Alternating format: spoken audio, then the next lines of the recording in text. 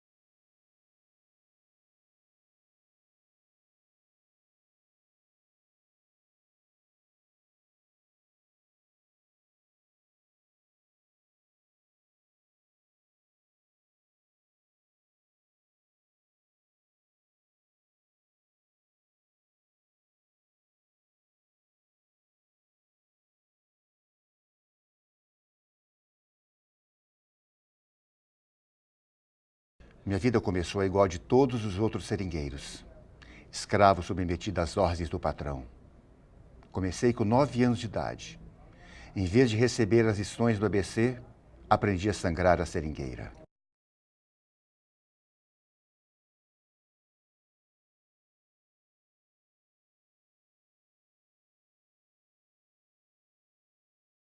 Já na Segunda Guerra, as pessoas elas podiam escolher. As escolhas, não sei, tinha muitas opções, né, entre vir para o Acre ou ir para a guerra. Vir para o Acre, havia uma propaganda bastante ilusória de que aqui se poderia extrair ouro de penca.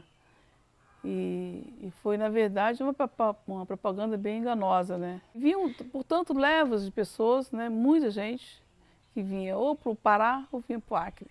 Né? E vinham de navio, levavam 2 meses para chegar aqui. E depois eles iam para o Seringal e viam que não era nada daquilo, né? Era uma relação conhecida como patrão-freguês. O dono do seringal, ele controlava o processo de compra de borracha e venda de mercadorias industrializadas. Então o seringueiro se colocava no seringal, recebia os instrumentos de trabalho e já fazia uma dívida. E depois ele era obrigado a vender a borracha só para aquele dono daquele barracão e comprar todas as mercadorias do mesmo barracão.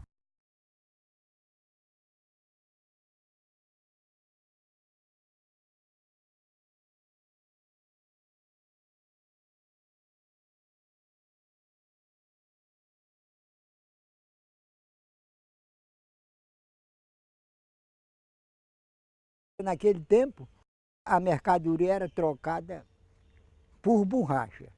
Digamos, uma lata de óleo, ele dizia 2 quilos de borracha. 1 quilo de açúcar, dizia 1 quilo de borracha. Se o seringueiro não fosse bom para fazer borracha para pagar aquela conta que ele comprou, ele só trabalhava 1 ano. Os patrões já iam tirando ele, expulsava, né? Tomava as coisas que sobrava e botava ele fora. A contabilidade era uma contabilidade escrita, mas o seringueiro era analfabeto, então ele não entendia os registros das contas correntes. E a contabilidade era feita de tal forma que o preço da borracha valia muito baixo e o preço das mercadorias era muito alto. O balanço no final era inevitável, o resultado era o endividamento. Se o filho do seringueiro fosse para a escola, ele ia aprender a ler, escrever e a contar. E ia descobrir a exploração que estava sendo feita. Isto interessava ao patrão.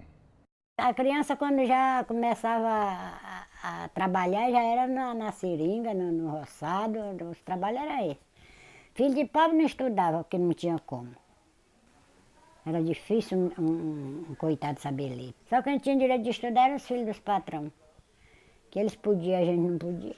Era nascer, depois de um certo tempo, o seu lazer era trabalhar mesmo, ajudar seus pais no roçado, cortar seringa e quebrar castanha. Então, a vida era muito difícil. O Chico era o filho mais velho, o pai do Chico tinha dificuldade de caminhar, de andar, Então o Chico era quem provia o sustento da família trabalhando no corte da seringa desde os 12 anos de idade. Ele começou bem antes a cortar, mas desde os 12 ele se tornou o responsável por prover o sustento da família. De repente, no seringal em que nós morávamos, chegou uma pessoa diferente dos outros seringueiros. Ele demonstrou interesse em me ensinar a ler. Todo sábado eu caminhava 3 horas pela selva. Ia para o barraco dele. Logo aprendi a ler e a escrever. Depois de 1 ano, ele falou seu nome. Era Euclides Fernandes Távora. O Euclides era um militante comunista que tinha participado da Coluna Prestes, tal, fugiu para a Amazônia boliviana, depois se tornou seringueiro ali, passou a viver como um seringueiro na Amazônia toda. Ele deve ter percebido que o Chico tinha uma luz um pouco diferente, porque tinha vários jovens da mesma idade do Chico que também não sabiam ler nem escrever. Mas ele viu que o Chico tinha, acho que, uma vontade de aprender a ler e escrever, e aí ele pegou e propôs ao pai do Chico de ensinar o Chico a ler e escrever. E o pai do Chico permitiu, desde que o Chico desse conta do trabalho de cortar seringa. O mais importante que eu aprendi com Euclides Távora foi sobre 64, quando houve o golpe militar. Ele dizia que teríamos pela frente, com todo aquele esquema de ditadura, um momento negro. Pelo menos 10, 15 ou 20 anos de regime duro.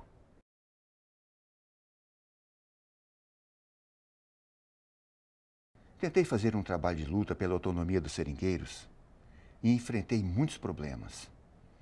Como era uma luta isolada, eu não tinha respaldo. Era um círculo fechado no momento da ditadura. A ideia do Chico era que todo mundo pudesse viver bem, né? Morando dentro nos seringais, né? Produzindo, mas assim, que pudesse dizer que e conquistar mesmo aquilo que a gente lutou, mas conquistou, que principalmente era o uso da terra. Né?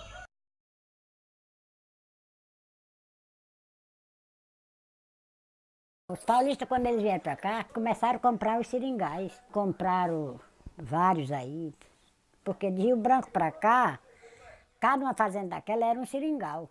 Quando você pensava que não chegava um bocado de pessoas na sua casa, isso eles pernoitavam lá na mata mesmo, fazendo uns piques, né, que ninguém sabia para que era, né, sabia, e a gente tinha um modo de chamar, era o pessoal, eram os paulistas, né. Aí foi que surgiu a notícia que eles estavam dividindo, né, os seringais para que os patrão, né, pudessem estar vendendo para os fazendeiros, que ia transformar tudo em gado, né, na criação de gado. Aquele que não aceitasse o dinheiro que eles oferecessem, então praticamente aquele dali eles tiravam na marra.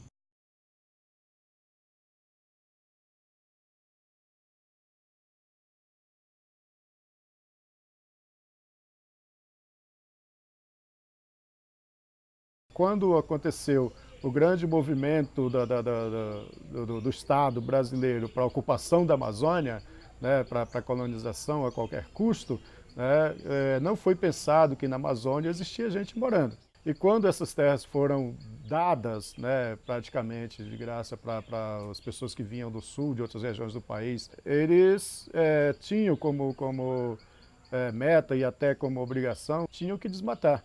Né, para poder ter assegurado o direito da terra, da propriedade da terra, tinham que fazer com que essa terra se tornasse produtiva, né, do ponto de vista deles. Ser produtiva, né, para eles era desmatar, né, fazer pasto, né, fazer agricultura. Os seringueiros dependiam da seringueira e da castanheira e haviam vivido a vida toda explorando a castanheira e a seringueira. Então a relação com a floresta para eles era uma relação íntima, econômica, histórica, né, cultural até. E o desmatamento então afetava a condição essencial da vida dessas pessoas. Como é que nós, que nascemos, que se criamos aqui, que os nossos antepassados já tinham nascido e se criado aqui, como é que nós não temos direito de permanecer nas nossas colocações de seringal? E agora chega uma pessoa que diz que comprou tudo, que tudo é dele e não quer mais permitir que nós permaneça aqui. Então isso aqui nos pertence, isso aqui é o verdadeiro chão nosso. Euclides também dizia que iriam surgir novos sindicatos, novas organizações. Apesar de derrotados, humilhados, as raízes nunca se acabam. elas sempre germinam. Aí ele dizia, é neles, nos sindicatos, que você tem que se firmar. Os seringueiros estavam perdendo seus direitos, eles estavam vendo a floresta, que era o seu sustento, que era o seu habitat, o seu lugar que eles moravam, sendo destruída por um progresso a qualquer custo que só beneficiava os grandes fazendeiros e os políticos da época. Só em 1975, quando a repressão do latifúndio estava dominando toda essa região, surgiram os primeiros sindicatos. Aí ele já começou nessa luta de sindicato, de lutar com, assim, de se envolver pela pobreza, pelo seringueiro, pela luta dos seringueiros, pelo que os seringueiros vinham sofrendo. Ele tinha ideias muito claras, ele escrevia bem, tinha erros de ortografia, mas ele escrevia de forma fantástica. Era alguém que não negociava princípios, era um fantástico negociador, desde que não fossem colocados em negociação os princípios. O Chico tinha essa qualidade de ser esse representante das pessoas, mas também sempre ter o pé no chão, de trabalhar sempre para incluir outras pessoas e ser um ser coletivo. Eu chamava ele de balseiro, pai e senhor balseiro, porque todo mundo que ele via, ele parava para conversar e as pessoas se aproximavam dele, né? Então, porque o balseiro, quando vai no rio, ele topa qualquer coisa, ele já fica ali parado, né? E o pai era assim, todo mundo gostava muito de papear com ele. Fomos muita festa junto, tomemos cachaça junto, dancemos junto, namoremos junto, né?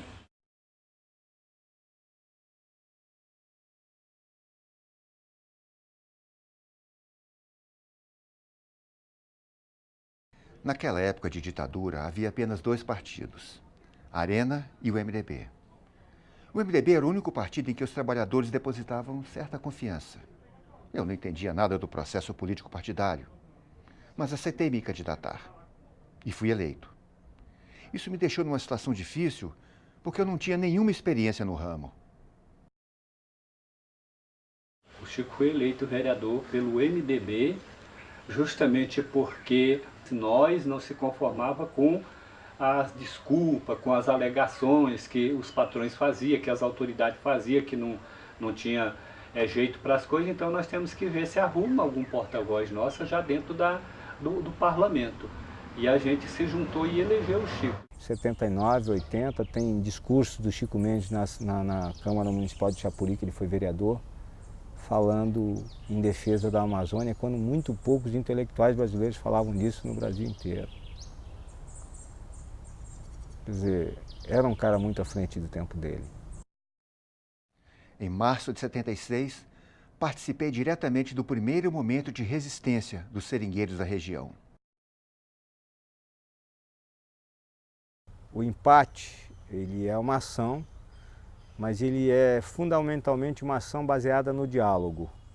Ele é uma ação por quê? Porque ele visa empatar, ou seja, impedir o desmatamento. A nossa luta, a nossa briga era mais na conversa, no diálogo, para poder convencer o caboclo que está derrubando a floresta completamente. Era um absurdo, era um crime, né? A gente estava acampado no Cachoeira para impedir, nesse caso não o desmatamento, mas a entrada do Darli. Os companheiros decidiram que o Darli tinha comprado, né, uma parte do seringal e ia entrar. Os companheiros lá dentro souberam que ele ia entrar e resolveram que ele não ia entrar. Aí nós fomos, no outro dia cedo, nós éramos 159 pessoas, homens, mulheres e crianças. E as mulheres, quando a gente foi saindo, as mulheres disseram assim, nós vamos na frente com as crianças porque a polícia não vai atirar nas mulheres e nas crianças.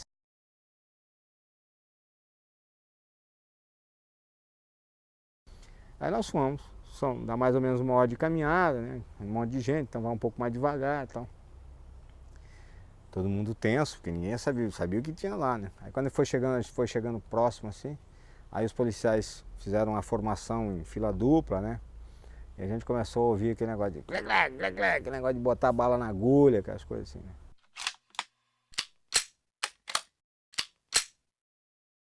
As professoras da escola com as crianças, e isso a gente não tinha combinado, não tinha se discutido na reunião, elas puxaram o hino nacional. Começaram a cantar o hino nacional. Ouviram do Ipiranga as margens plácidas de um povo heróico brado retumbante, e o sol da liberdade em raios fúlgidos brilhou no céu da pátria nesse instante. Se o penhor dessa igualdade conseguimos conquistar com braço forte. A ideia era mostrar, nós somos brasileiros, né? Foi isso que elas pensaram e por isso que elas puxaram. Só que o hino nacional é um dos símbolos pátrios, né? Então, os militares que estavam ali em formação, quando elas começaram a cantar o hino, o tenente imediatamente deu um comando, né? Todos os policiais que estavam com arma longa ficaram em posição de apresentar armas, né? E o tenente que estava com arma curta ficou em posição de continência, né? E ali, bom, e parados, né? Quando a gente viu isso, a gente cantou o hino nacional inteirinho, todas as estrofes, tudo, né? Com as crianças, todo mundo cantou o hino nacional todinho, né? Entre outras mil és tu, Brasil, ó pátria amada, dos filhos deste solo és mãe gentil, pátria amada, Brasil.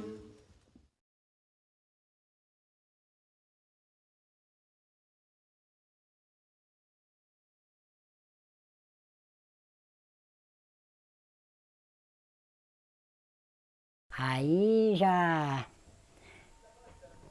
começaram a fundar esse Partido dos Trabalhadores. E foi nesse período que o Chico Mendes e o Lula foi indiciado na Lei de Segurança Nacional. Ele foi preso em quarto escuro, passou não sei quantos dias ainda. Minha mãe conta que foi um período muito difícil da vida dele, porque ele apanhou no chamado pau de arara, né, que tinha, então, sabe, era forçado a falar coisas que ele não sabia, então, assim, foi um período muito difícil na vida dele. Ela tinha acabado de casar com ele, então dependia totalmente dele, do marido que tinha tirado ela de casa, né, casado, então ela dependia e ficar ausente, passou muitas necessidades, não tinha o que comer, tinha que depender da ajuda das pessoas, então foi um período muito difícil para os dois, ele tendo que ir a Manaus e vir, então foi uma coisa bem difícil.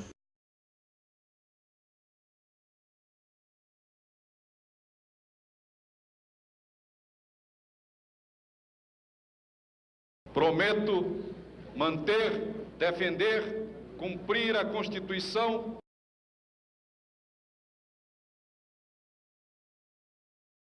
Era o momento da democratização, um contexto importante, onde todas essas questões estavam sendo discutidas. Mas a questão da Amazônia e dos seringueiros não aparecia na discussão. Eles continuavam tão invisíveis quanto há 100 anos atrás. Eu escrevi uma carta para o Chico, daqui de Brasília, dizendo para ele que o debate da democratização não os incluía e que eu achava que eles precisavam organizar pelo menos uma reunião aqui em Brasília para que esse movimento de defesa da floresta fosse conhecido. E ele achou a ideia assim muito importante e nós conseguimos rapidamente o apoio do Ministério da Cultura e começamos a organizar então um encontro, que seria assim um encontro de 10, 15 líderes, digamos assim. Mas essa ideia de um encontro em Brasília, ela se espalhou pela Amazônia. E nós começamos a receber assim, ligações de pessoas que nem sabiam usar o telefone, que diziam que tinham ouvido falar que ia ter uma reunião em Brasília dos seringueiros e eles queriam participar. Bom, nós acabamos reunindo mais de 100 pessoas de toda a Amazônia. Que sejam respeitadas as decisões do 4º Congresso Nacional dos Trabalhadores Rurais no que diz respeito ao modelo específico de reforma agrária para a Amazônia, que garanta o mínimo de 300 hectares e o máximo de 500 hectares por colocação, e obedecendo à realidade extrativista da região. Daí surgiram duas decisões muito importantes. A primeira foi a criação do Conselho Nacional dos Seringueiros, que passou a ser uma entidade representativa desse segmento social, que até hoje é muito atuante. E o segundo resultado foi a ideia de ter a regularização das áreas onde os seringueiros moravam, e moram ainda hoje, num formato parecido com as terras indígenas. Então eles propuseram reservas extrativistas. A alternativa hoje para a região amazônica é a criação da reserva extrativista. É a única forma hoje que o seringueiro e o índio encontram para defender essa floresta e depois transformar essa floresta economicamente viável para a região, para o país e para o mundo. Você tem uma proposta que é a seguinte: um espaço público, propriedade da União ou do Estado que o criar, certo? Destinado ao uso sustentável por populações tradicionais que já o ocupam. A população tem que se dedicar exclusivamente ao extrativismo, sendo que as atividades de agricultura e criação de animais são consideradas atividades complementares. A reserva extrativista é como se fosse um contrato entre o Estado e a comunidade. A comunidade diz: eu quero continuar morando aqui e quero cuidar desse patrimônio.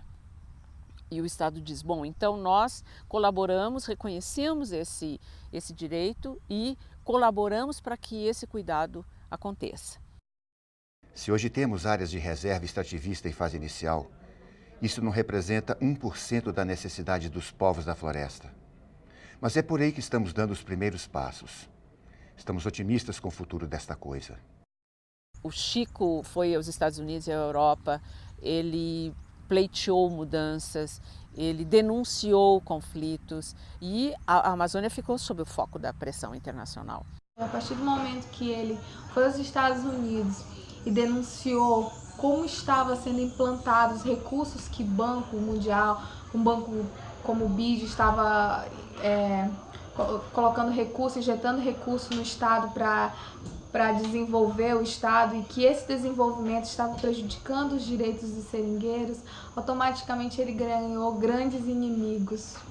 Então foi como se ele tivesse assinado sua sentença de morte naquele momento. À medida que ele ganhava força, prestígio lá fora, mais a vida dele deixava de valer alguma coisa aqui dentro, porque levava a seguinte aos inimigos dele, aqueles que achavam que era o seguinte: não, tem que matar. Porque ele agora está cada vez mais forte, né? Ele tem o apoio lá de fora, o apoio das ONGs, o apoio do Congresso americano, o apoio, enfim. Então, eu acho que chegou um momento que ele tem que matar. Aqui em Chapuri, a presença da UDR, a União Democrática Ruralista, já tem suas primeiras influências. Em abril, começaram os ataques. O grande número de pistoleiros em Chapuri, companheiros que foram feridos à bala e o assassinato de trabalhadores já são a manifestação da presença da UDR no Estado. 88 foi um ano extremamente tenso. Todo dia, quando eu abria a janela de casa, tinha 2 pistoleiros em frente à minha casa, na praça em frente. Tinha 2 em frente ao sindicato e tinha sempre 2 circulando pela cidade, fora os que ficavam na farra. À noite eles se reuniam, ficavam lá. Dificilmente, assim, a semana que não amanhecesse um morto, né?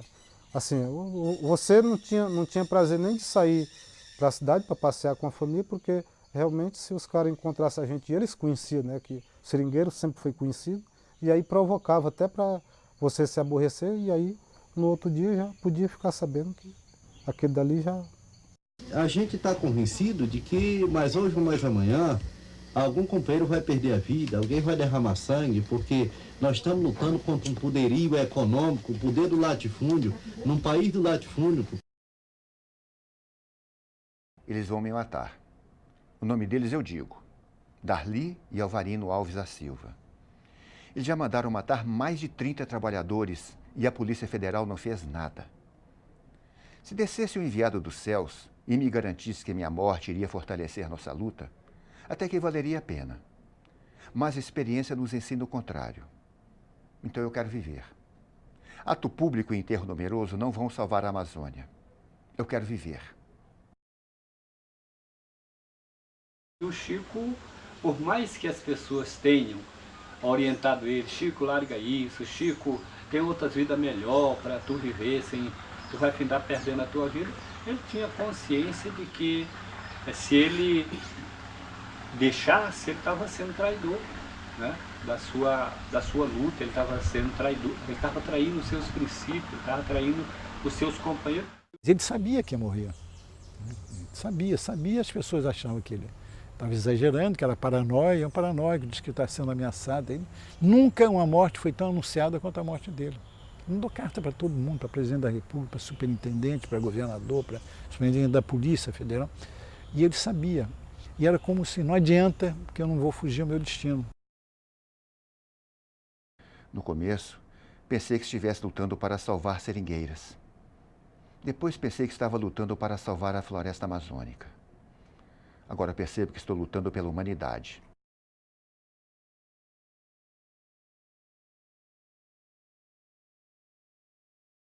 Quando terminou a greve, ele veio aqui, ele me falou. Disse, bom tia, agora terminou a greve. Cachoeira agora é nossa. Cada qual dono das suas colocações, não tem mais quem tire. Agora só que vai custar sangue. Aí eu dizia, Chico, deixa disso. Fala isso não, meu filho, Deus é bom. Eu disse, tia, isso não tem jeito, a senhora vai ver. Mas foi de ter feito. Não quero flores do meu enterro, pois sei que vão arrancá-las da floresta. Adeus, foi um prazer. Vou para Chapuri ao encontro da morte, pois dela ninguém me livra, tenho certeza. Não tenho dúvida de que os pistoleiros vão levar a melhor. Por um motivo. O delegado mandou caçar meu porte de arma. Disse que tenho ligações com uma entidade alienígena e comunizante. É a Fundação Ford dos Estados Unidos. Vejam só. Quando ele chegou no dia 21, eu disse para ele, Chico, eu estou preocupado com uma coisa. Eu não estou vendo os pistoleiros. Aí, ele disse, mãe, eu vou dar uma olhada nisso. Eu falei, Chico, eu estou preocupado. E eu estava assim, angustiado, sabe? Aquele coração assim, apertado e tal. No outro dia, dia 22, foi um dia normal, aí final da tarde, volta de 6 e pouco da tarde, eu cheguei à casa dele. Aí ele estava jogando dominó com os 2 policiais, né? Que estavam fazendo a segurança dele. Aí nesse momento chegou a mulher dele e falou assim, eu quero colocar a janta, tal, que vai começar a novela, eu quero colocar a janta. Era uma quinta-feira. Penúltimo capítulo de Vale Tudo. Quem matou Odete Reutemann.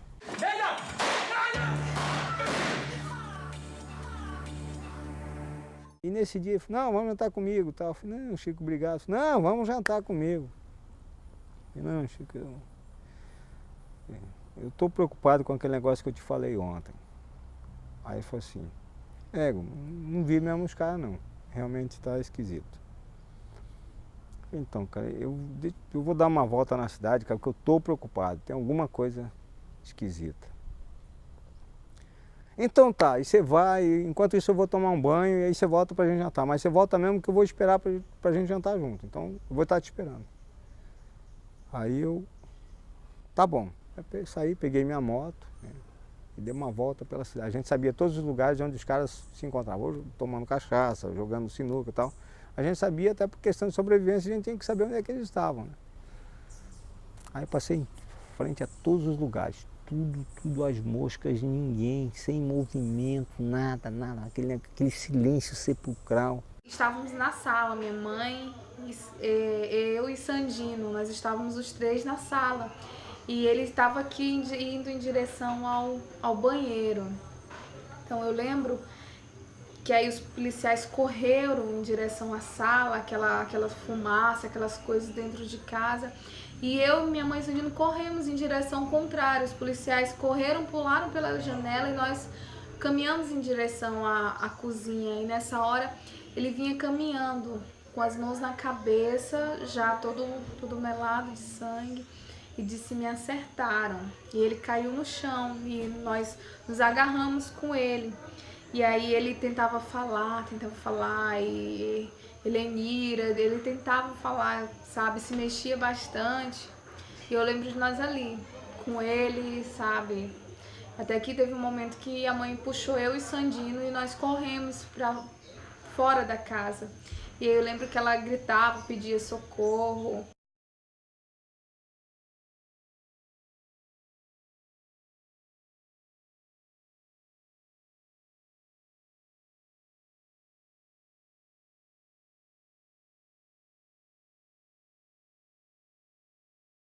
Aí eu voltei. Quando eu voltei, que eu vinha chegando em frente à casa do Chico, a mulher dele saiu gritando assim, vamos atirar no Chico. Aí eu olhei para trás, 50 metros, os policiais, a delegacia era assim próxima, os policiais na calçada. Eu falei, vocês não vão fazer nada não. O meu tio e a minha tia começaram ali me rodeando e tal, uma situação estranha. Até que o meu tio teve um pouco mais, ele chegou mais para mim e foi mais direto, né? E falou que tinham assassinado meu pai. E aí, que eu não gosto nem de lembrar. Desculpa. E aí foi como se o chão tivesse se aberto sobre os meus pés. Mataram ele 6 horas da tarde lá e 6 horas da manhã chegaram a notícia aqui. Passei o dia tão ruim que não comi. Ixi, eu gosto de me lembrar. Foi a pior coisa. Quando eu entrei, passei assim na entrada, tinha assim, no pronto atendimento tinha uma maca. Aí tava ali o corpo do Chico, né? Só de short, ele ia tomar banho, né? E o tiro pegou assim, ficou todo pendilhado esse lado aqui, né? Pegou de lado. Ele tava... Sempre digo assim, cheguei ali e ele estava morto. Morto? Morto? Não. Ele não estava morto. Ele não está morto. Se ele tivesse morto, hoje, 20 anos depois, a gente não estava aqui falando dele, falando das ideias dele. A gente não estaria aqui falando que é possível desenvolver sem destruir, que é possível usar a floresta e ao mesmo tempo preservá-la, e que é possível seres humanos, pessoas, viverem dentro da floresta sem destruição.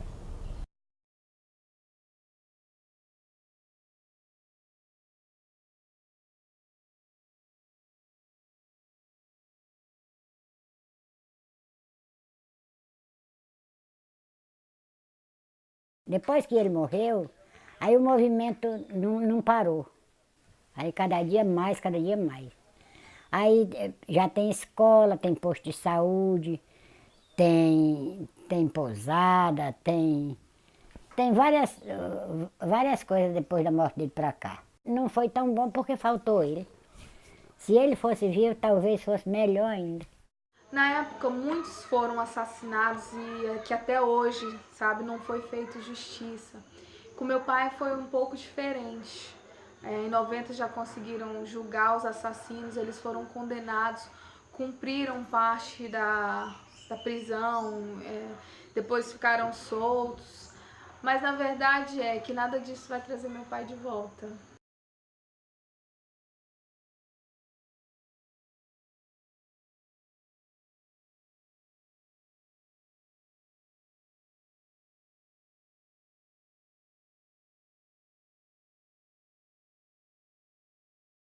Chapuri hoje é a região ali é muito mais pacífica, né? Até porque boa parte do município de Chapuri está dentro da reserva extrativista Chico Mendes. Muitas coisas se tornaram políticas públicas, escolas nos seringais, né? Então a melhoria da qualidade de vida, energia elétrica, muitos seringais hoje já têm isso. Então, a qualidade de vida no Acre mudou, aquela violência institucionalizado, Esquadrão da Morte, tudo isso foi destruído, né?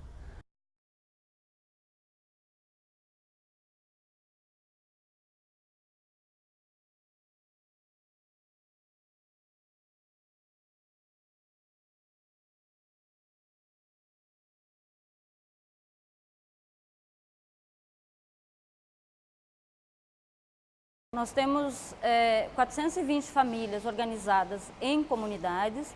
Nessas comunidades nós temos uma estrutura de recolhimento e controle de qualidade, onde o seringueiro faz a entrega nesse ponto comum, né, nessa organização da comunidade. Lá a fábrica busca, faz o trabalho de logística, traz o látex para a fábrica. A partir que o látex chega aqui, a gente faz todo o processo de industrialização, centrifugação e após a produção de preservativos.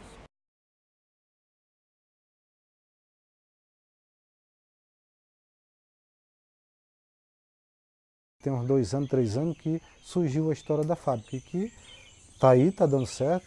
Quem está cortando está ganhando dinheiro, né?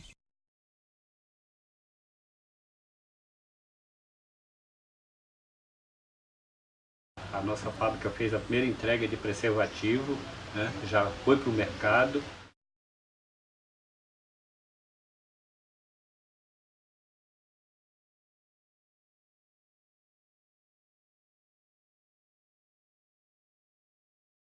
Eu sou o Zé Carlos, trabalho na área de fiscalização e monitoramento da Reserva Extrativista Chico Mendes, aqui no município de Chapuri. Essa área da Reserva Chico Mendes, ela tem 970 mil hectares, abrange 7 municípios e atualmente esse trabalho eu desenvolvo só.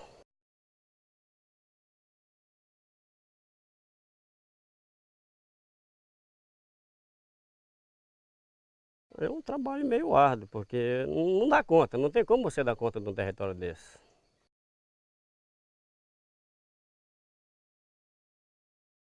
Quero ver o homem pegar o homem na palavra agora. Manda. Cadê o documento da motosserra? Muito bem, então isso aqui é só cópia, né? É. Porque se tu pegar uma chuva aí... O outro tá em casa. Tá trabalhando onde? Aqui na Denilson, aqui fazendo a fonte. Não tá mexendo casteira não, né? Não. Trabalhando com fonte.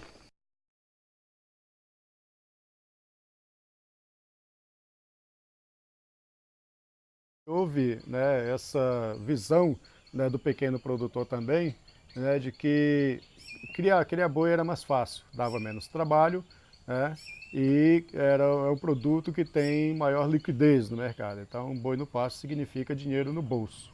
E o desafio nosso é controlar esse avanço, né, e fazer com que os proprietários rurais, os ocupantes das colocações na reserva extrativista, eles se mantenham dentro dos limites permitidos. A gente cria porque, assim, às vezes, quando a gente quer arrumar um dinheiro mais ligeiro, vendendo gado, a gente arruma mais rápido, né? Todo mundo cria, né?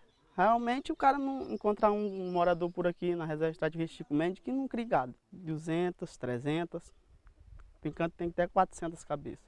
Eu crio gado para uma segurança de vida, né? Porque às vezes o cara está doente, não tem um dinheiro, vende um bezerro, uma vaca, se trata, compra um remédio. Sem o gado fica difícil de sobreviver, porque hoje é o único meio que a gente está tendo que está devendo um recurso mais é o gado. É a falta de incentivo ao extrativismo, o preço da borracha, da castanha e outros produtos da floresta. Então, pela carência da região, pela pobreza da região, a única alternativa que eles se dizem que é viável é o gado. A consequência é horrível para todos, que é o fim, tem que parar. Esse entorno da reserva hoje aqui praticamente não existe mais mata. Foi tudo devastado pelos pecuaristas do entorno. E a consequência deles não terem mais mata para explorar a pastagem, formar pastagem, eles estão querendo entrar na reserva, colocando pessoas de laranja, né? Se não tomar providências, daqui a pouco tempo a nossa reserva dá só a pastagem. Se continuarem nesse rumo, se continuarem querendo plantar soja em Rondônia, no norte de Mato Grosso, no Amazonas, no Pará, daqui a pouco eles não vão ter mais chuva para a soja deles lá no Rio Grande do Sul, em Santa Catarina, porque já tem pesquisas que mostram isso. Boa parte da chuva que banha o centro-sul do país se forma na Amazônia. O governo ele tem que tomar medidas já, porque senão para que adianta toda a luta do meu pai para ter reservas extrativistas, para que as reservas fossem reconhecidas, se hoje em dia as pessoas estão querendo criar gado dentro de uma área de proteção, né? Ele morreu por nada? Ele não morreu por nada. Precisa investimentos públicos para que haja educação, saúde, investimentos em tecnologia, né? As reservas extrativistas, elas têm uma proposta de modernidade. Elas não são o congelamento da pobreza. Então, este projeto de modernidade não se realizou ainda, porque ele depende de investimentos públicos. É o lado do Estado, é o compromisso do governo com essas comunidades. Elas estão protegendo, mas o que elas estão ganhando em troca? É preciso que a gente pegue a luta do Chico Mendes, né, e leve adiante, ou seja, que transforme, né, a Amazônia, que é nossa, né, isso não quer dizer que a gente tenha que entregar a Amazônia, que é nossa, mas até para a gente ter argumento para encher o peito e dizer que é nossa, é preciso preservá-la. Se não existe uma política para a Amazônia que consiga reduzir a expansão das atividades de forma predatória, a reserva extrativista vai sofrer um impacto como qualquer outra atividade.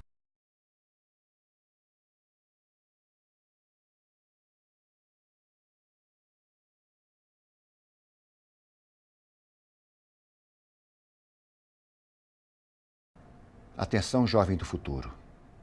6 de setembro de 2120, aniversário da Revolução Socialista Mundial, que unificou todos os povos do planeta num só ideal e num só pensamento de unidade socialista e que pocinha todos os inimigos da nova sociedade.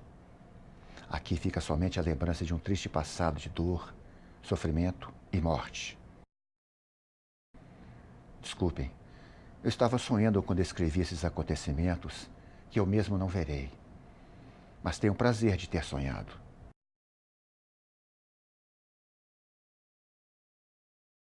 Ele deixou um grande legado para os seus filhos. Não foi um legado de morte, mas foi um legado de vida. Vida em defesa da vida, dos direitos dos seringueiros e da floresta amazônica.